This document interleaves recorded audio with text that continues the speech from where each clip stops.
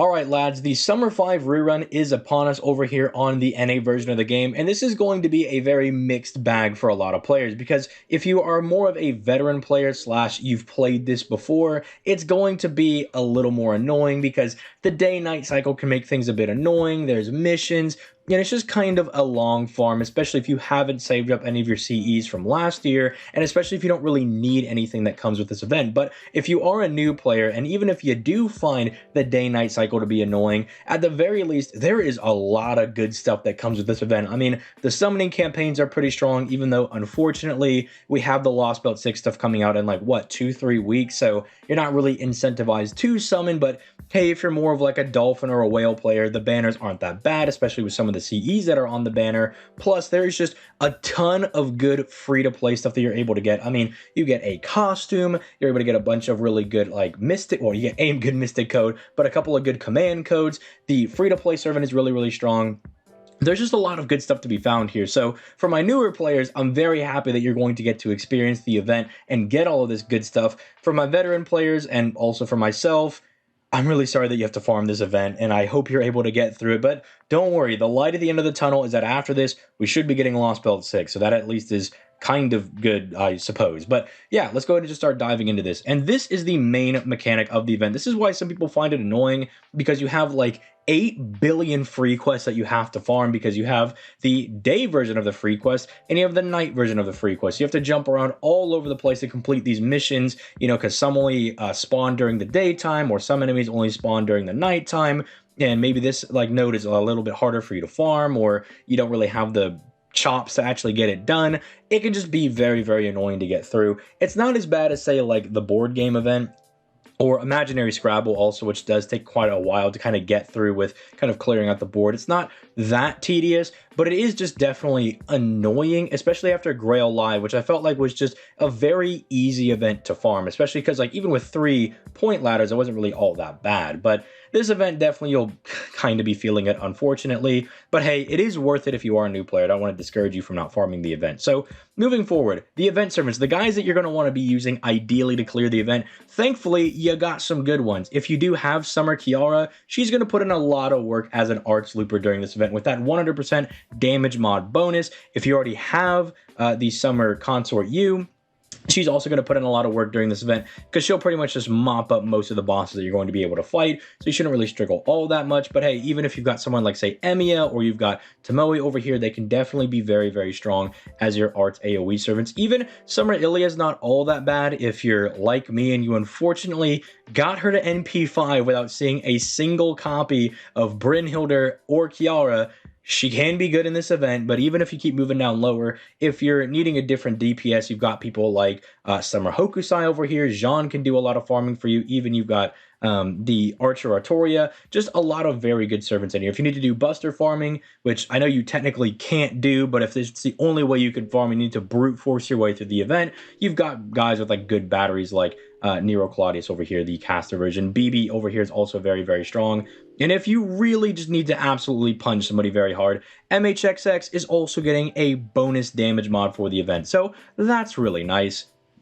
Moving forward, let's talk about some of these CEs that we actually have for this event. So the free-to-play CE that you're going to be able to get is actually quite a good one. This is worth max limit breaking and getting done. It's an attack CE, which I always love to see, but you're also getting very strong 20% NP gain, and you're getting 20% crit damage, and also bombing 20 stars, which if you did get Miss Crane, but you don't have one of these star bomb CEs, this is going to be very, very good for her, because as you guys know, she does have that very strong 100% battery, but it is locked behind a star requirement. She does need stars to actually access that immediately, so you could slap this on her and it'll be very, very strong. Because hey, if you also have to bring her back for whatever reason, the extra NP gain will help her continually fire her NP if you need to fire it a second time, I suppose, if that does come up. But it's also just good on some of your other servants as well. If you want to put this on the guy that you want to use with Miss Crane, so you bring her in, the guy that's going to be using the CE will still get the bonus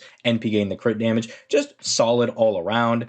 Now, then let's move over to the command codes. This is one that you can really just slap on anybody, because you just get an Omni card buff. It's just good. You fire a card, bada boom, bada bing, all of your cards are getting like a little bit of a buff. It's just something nice. It's kind of free to throw on anybody. The 4-star one is okay, I suppose. Like increasing the buff success rate can be nice, I suppose, with like Imperial Privilege characters.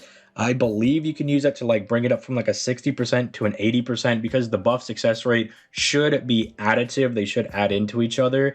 You could also give it to like your Space Ishtars if you want to fire one of their face cards to guarantee that you're going to get the card buff on her 3rd skill. It has some applicability, right, where you can guarantee some really weird buffs here and there, but not going to be the most crazy thing, right? Like, it's not going to be like the most, oh my goodness, my account is like infinitely better now. But again, some applications can be like really solid. Again, like the Space Ishtar is probably going to be the one that most people are going to feel. This one is actually really nice because in conjunction with one of the gacha CEs, the Honey Lake, that I know a lot of people are going to be looking for, this can at least give you another way to guarantee a burn on your opponent, as long as they don't have like burn immunity or something, because it lasts for 3 turns. It's real nice. And you also just get a nice bonus 5% crit damage.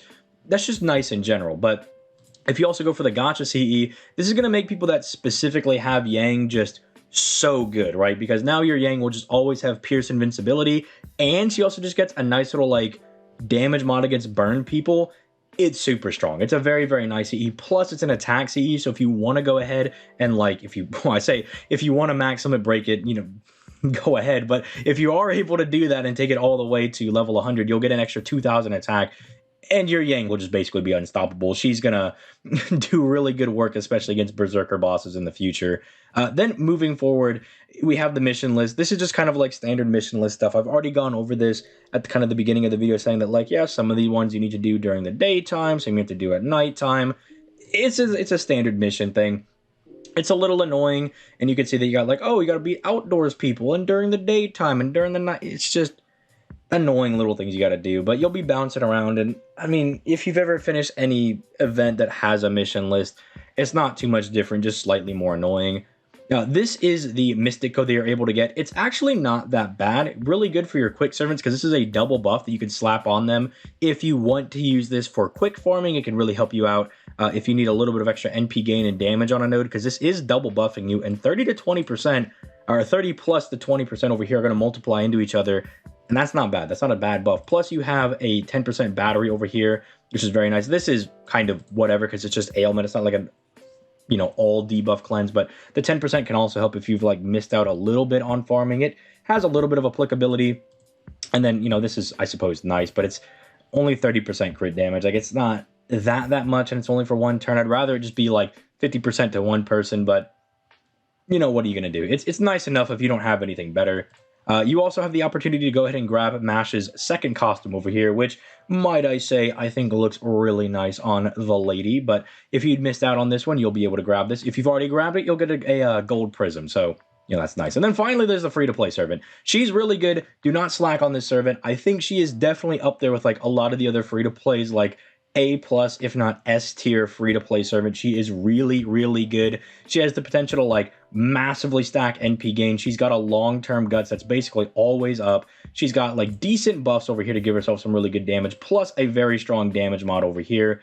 And then, you know, a battery that is also targetable. So if she's not in need of a battery, she can give it to somebody else. Can also keep your supports alive by taunting them. It's just generally just very strong. And I guess if you want to use her with like Van Gogh, she also does curse people, I suppose. Like, if you want to use her in conjunction with that, you can get some value out of that. But overall, not the worst event in the world. Not too much to actually say in addition to what I said like last year when I did the event guide, because not a whole lot has changed, right? It's still the same event. If you found it annoying the first time, you're going to find it a bit more annoying this time. If you haven't played it, enjoy, read the story. It's interesting, I suppose, is the word I would use. But yeah, let me know in the comments down below if you're looking forward to this event. If you've already just started going ham taro, you don't really have to go that ham on the event right now, because first couple of days, you know, we're still waiting for the good nodes to open and everything. So you can kind of just use your natural AP, get some stuff done.